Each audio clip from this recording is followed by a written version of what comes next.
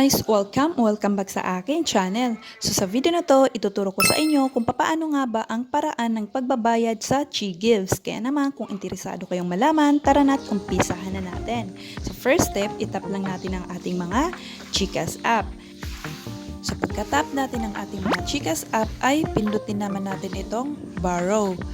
Tapos ay pindutin naman natin itong Chigives. Pagka-pindot natin ng Chigives ay wait lang natin na mapunta tayo dun sa ating payment due.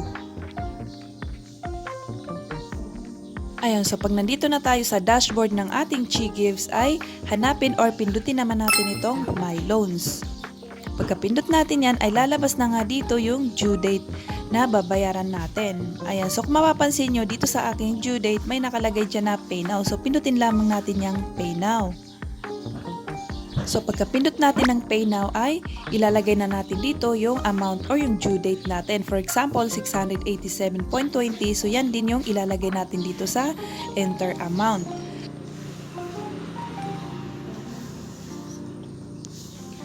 Ayan, so pagkatapos natin mailagay yung amount ay pindutin naman natin itong next. And then may makikita tayo na confirm payment. So pindutin nyo lamang yun. And then may ma-receive kayo na ganito. So ibig sabihin nun ay okay na at nabayaran nyo na ang inyong mga Chigives loan.